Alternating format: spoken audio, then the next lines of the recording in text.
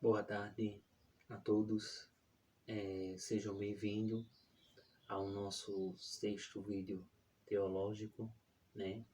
Nessa tarde de sexta-feira, 23 de abril de 2021. Vamos primeiro, em primeira mão, pedir discernimento ao Espírito Santo para que a gente possa entender a palavra que Ele nos traz hoje. Vinde, Espírito Santo, enchei os corações de vossos fiéis e acendei neles o fogo do vosso amor. Enviai no Senhor o vosso Espírito, tudo será criado, e renovareis a face da terra. Graças e louvores sejam dadas a todo momento ao Santíssimo e Digníssimo Sacramento. Graças e louvores sejam dadas a todo momento ao Santíssimo e Digníssimo Sacramento. Graças e louvores sejam dadas a todo momento ao Santíssimo e Digníssimo Sacramento. Bem, hoje o Evangelho do dia, ele se encontra em João, capítulo 6, versículo de 52 a 59. Vamos ler. O Senhor esteja convosco, Ele está no meio de nós. Proclamação do Evangelho de Jesus Cristo, segundo São João. Glória a vós, Senhor. As autoridades dos judeus começaram a discutir entre si. Como pode este homem dar-nos a sua carne para comer? Jesus respondeu: Eu garanto a vocês não comem a carne do Filho do Homem e não bebe o seu sangue, não terá a vida eterna. Quem come a minha carne e bebe o meu sangue tem a vida eterna, e eu o ressuscitarei no último dia. Porém, a minha carne é a verdadeira comida, e o meu sangue é a verdadeira bebida. Quem come a minha carne e bebe o meu sangue, vive em mim e eu vivo nele. E como o Pai que vive me enviou, eu vivo pelo Pai. Assim aquele que me receber como alimento, viverá por mim. Este é o pão que desceu do céu. Não é como o pão que seus pais de vocês comeram e depois morreram. Quem come deste pão viverá para sempre. Jesus disse essas coisas quando ensinavam na sinagoga de Cafarnaum. São palavras de vida e salvação. Glória a vós, Senhor. Bem, vamos começar com o primeiro fato, né, teológico que nos faz a refletir sobre esse evangelho maravilhoso deste dia, né? Primeiro, vamos ver o tema que nos chama a atenção, que diz assim: Jesus Cristo é o pão que sustenta para sempre. Então, podemos perceber que aí existe uma metáfora, né? A metáfora do sacrifício eucarístico de Cristo, não é isso? É o sacrifício que ele fez para nos redimir os nossos pecados perante os céus, ou seja, perante ao nosso Pai Supremo, não é isso? Então, por isso que o título, ele nos revela que Jesus é o pão que nos sustenta para sempre. Quando ele diz o pão, é uma metáfora de estar presente na Eucaristia. Então, o primeiro fato que nós temos que observar que Jesus não é a carne, não é o pão, ele se faz pão como mágico, mas ele quer dizer que é o sacrifício que ele fez para remedir os pecados do mundo, fazer a remissão desses pecados que tanto que tanto nos aprofunda a nossa alma. Então, o primeiro fato teológico é a pergunta das autoridades em relação ao diálogo revelatório de Jesus. Ora, a palavra de São João diz que Jesus estava nas sinagogas. Então ele diz logo no seu início que as autoridades se perguntavam como era que ele ia dar a sua própria carne. Mas deixava eles a desejar que o pão, a carne que Jesus falava era do santo sacrifício. E mais tarde se tornando a Eucaristia. Jesus eucarístico. Mas Jesus não falava desse pão futuro, desse pão eucarístico. Jesus falava do seu sacrifício. Quem participasse do seu sacrifício estaria sempre ligado a ele e ele em você, em nós. Porque o santo sacrifício foi a permissão de Deus para a remissão dos nossos pecados, para redimir os nossos pecados. Então essa é a primeira pergunta, né, do fato teológico, né? É a dúvida das autoridades, dos sumos sacerdotes, perante a esse diálogo divino que Jesus revelou para o seu povo, né? Quando ele diz, quem come da minha carne e bebe do meu sangue terá vida eterna. Ele quis dizer que futuramente nós iríamos participar desse santo sacrifício na instituição da Eucaristia. Nós temos o exemplo a mais aprofundado quando é na Santa Ceia, ou seja, é quando Jesus se institui na Eucaristia, entendeu? Quando ele abençoa o pão. Então, no ato de abençoar o pão, ele está ali fazendo o seu próprio sacrifício. Aquele pão é representando mais tarde, né, o sacrifício de Deus na sua remissão. Na remissão dos pecados do seu povo. Então Jesus teria que passar pela a crucificação, que era o santo sacrifício do Senhor Jesus. Mais tarde, nós vemos também que é quando ele chega no Horto das Oliveiras e diz, Senhor, afasta de mim este cálice, porque ele sabia que era o início da instituição da Eucaristia, ou seja, do seu santo sacrifício, a qual eu sempre estou falando nesse vídeo teológico. Para esse ponto teológico, ou fato teológico, a qual alguns chamam, nós vimos também o lado psicológico dos seres humanos. Ou seja, das autoridades, dos sumos sacerdotes que estavam presentes, né, na simples pregação, simples e humilde pregação de Jesus. Então ele fala assim que as autoridades achavam que Jesus ia se mutilar, não é isso? E entregar a sua carne. Mas Jesus falava de um pão da vida, da Eucaristia. Jesus em forma eucarístico. Então, o segundo fato teológico é a crucificação, quando Jesus fala de sua crucificação, né? Como eu falei, o santo sacrifício dele na cruz. Então, metaforicamente, né, isso quando ele diz, quem bebe da minha carne, quem come da minha carne e bebe do meu sangue, terá vida eterna.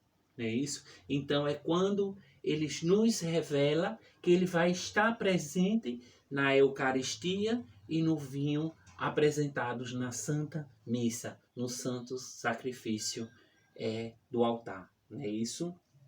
Então isso aí já podemos perceber que é Jesus nos preparando para essa instituição da Eucaristia, em que muitos dos irmãos e irmãs não acreditam, como nós católicos, não é isso? Mas o pão é exatamente o sacrifício, a forma metafórica do sacrifício de Deus, de Jesus, né? De Deus, o sacrifício de Deus através de Jesus sobre a nossa humanidade. Então, o segundo ponto para isso é quando Jesus anuncia a instituição da Eucaristia. Foi exatamente o que eu falei anteriormente. O terceiro ponto do fato teológico é que Jesus revela que não participasse do seu santo sacrifício não estaria ligado a ele, ou seja, não fazeria parte do corpo divino do céu, né? Não seria ligado a ele nem às coisas do Pai, porque na palavra diz que aquele que receber ele está recebendo ao Pai. Aquele que ele enviou, o Pai também está enviando. Então, é esse ato que Jesus nos revela, que nós devemos participar ativamente dessa instituição da Eucaristia. É isso? Desse santo sacrifício. E também, por outro lado, ele fala que mesmo sendo doloroso para nós cristãos, sabemos o ato da sua crucificação, né? Isso que o qual nós rejeitamos, nós crucificamos, né? Isso nós ajudamos a entregar, mas ele requer que nós tivemos parte desse santo sacrifício. Né? Isso não teria que ter rejeição, não teria que ter entrega para que houvesse o sacrifício. Né? Nós teríamos que participar de tudo isso para que houvesse esse santo sacrifício a qual a palavra futura revela, não é? O terceiro ponto psicológico, não é, a qual o fala, é que Jesus pede para nós que somos redimidos e aceitar o seu sacrifício atual. Nós devemos aceitar de uma forma benéfica, não é isso? A vontade de Deus em seu Filho Jesus através do seu sacrifício. Foi através do sacrifício do seu Filho, do Cordeiro imolado, que nós nos redimimos diante de Deus. Então, Jesus ele requer que nós sempre estivermos participando, né, ativamente desse sacrifício que é encontrado na Santa Missa. É isso? Na Santa Eucaristia. Nós devemos adorar, né, isso, a Eucaristia como um ato de sacrifício de Jesus. Jesus, o pão vivo, está presente diante de você. Então você, meu irmão, tem que aceitar essa Eucaristia espiritualmente, né, e materialmente, porque não foi instituída por mim, nem por padre, nem por ninguém. Foi instituído pelo próprio Senhor Jesus. Na pessoa e na vontade do Pai Supremo. O quarto ponto teológico revela, né, isso, que Jesus se concretizou a autenticidade legítima de seu sacrifício. Ou seja, Jesus ele revelou automaticamente, antes da hora, que haveria um sacrifício santo, a qual serviria para a remissão dos pecados. Então nós temos que compreender isto, não é isso? Quando ele diz que o Filho do Homem será entregue para a remissão dos pecados. Então é neste sentido que ele nos está, né, que ele sempre esteve nos orientando de seu santo sacrifício eucarístico. Já o quarto ponto psicológico, nós podemos ver que Jesus requer o nosso desaflorescimento da nossa fé em constar o santo sacrifício, o seu santo sacrifício. Ou seja, nós devemos a cada dia desfrutar essa vontade, né? Desfrutar a nossa fé, mesmo que às vezes a gente não tenha o verdadeiro sentimento, mas nós devemos nos esforçar para aceitar e vivenciar esse santo sacrifício, que é o sacrifício da Eucaristia, do próprio Cristo feito pão, do próprio Cristo feito vinho. O quinto ponto, para terminar, né, Jesus Cristo, ele fala sobre a sua ligação com a humanidade após seu glorioso sacrifício em sua imensa cruz, cujo cumprindo o compromisso da remissão dos pecados da humanidade segundo a vontade de Deus Pai Criador. Ou seja, é exatamente o ponto que eu falei anteriormente. Aquele que recebe Cristo crucificado, Cristo na Eucaristia, está sendo ligado automaticamente aos céus. Porque não existe ir ao Pai senão pelo sacrifício do Filho. E nós temos isso de mais belo em nossa vida, que é a Eucaristia, a Santa Eucaristia, que nos dá força, que nos fortalece, que faz desaflorar a nossa fé, mesmo que a gente não veja os sinais, mas a Eucaristia é o ponto de partida para enxergarmos com os olhos da fé e vermos que o santo sacrifício de Jesus Cristo é verdadeiramente para nos redimir, para nos salvar da condenação do pecado. Jamais Deus iria enviar seu Filho para deixar a sua comunidade, para deixar a sua criação, para deixar o seu povo ser condenado pelo pecado. Então, a forma necessária para que isso acontecesse foi exatamente o santo sacrifício, a qual nós, religiosos ou não, devemos nos apegar. Não é isso? Nós devemos nos orientar diante da Eucaristia, de Jesus Eucarístico. Não é isso? Então, para terminar, vamos deixar para vocês algumas questões para refletirmos ao longo da semana. Primeiro, como é que a Bíblia está me influenciando em nossa vida? Segundo, em relação ao texto lido, como devemos estar condições para receber o santo sacrifício de Jesus, Filho de Deus. Terceiro, quais são os caminhos que devemos seguir para estarmos em condições para receber o santo sacrifício do Cordeiro Jesus Cristo? Quarto, qual é a significância do santo sacrifício de Jesus Cristo em nossa vida?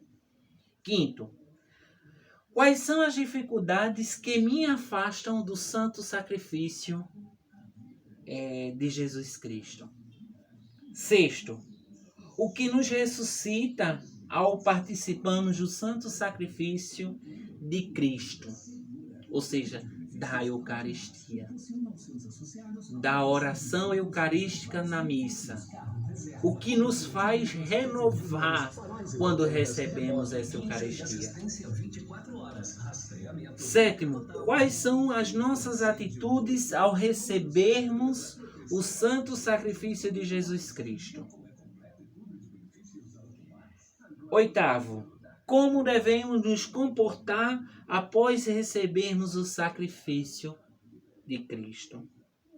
Nono, quais são as virtudes que nos trazem após receber este santo sacrifício? Bem, queridos irmãos e irmãs, nós vimos um pouco, né, do texto hoje, a qual fala,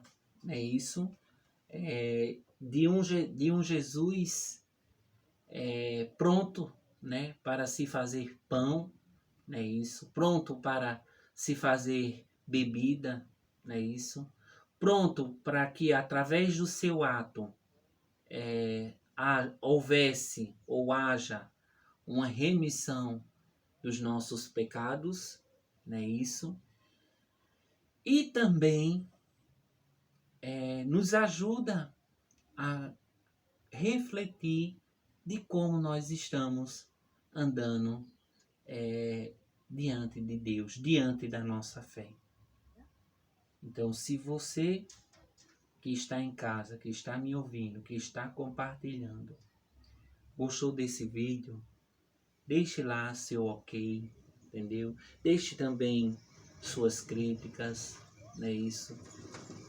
que eu, com certeza, eu vou fazer do melhor para que os próximos vídeos saiam melhores, Então, vamos terminar, Que a paz do Senhor esteja sempre convosco, o amor de Cristo nos uniu. Estávamos reunidos em nome do Pai, do Filho, do Espírito Santo. Amém. Que pela intercessão de São Miguel Arcanjo, o Senhor possa nos abençoar. Amém. Pela Virgem Maria Santíssima, que nos dê a bênção de Deus Todo-Poderoso, que é Pai, Filho e Espírito Santo. Amém. Obrigado e uma boa tarde e um bom final de semana.